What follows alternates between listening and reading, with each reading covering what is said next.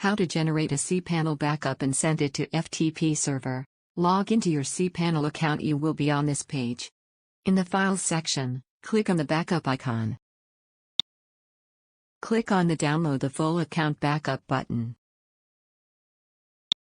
From the drop-down menu, select the backup destination to Remote FTP Server.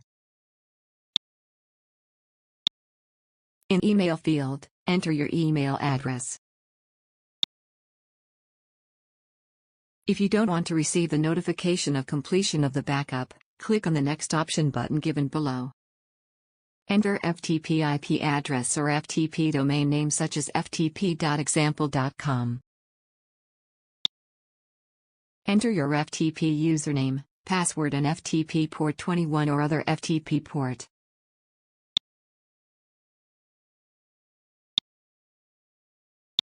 Enter remote directory.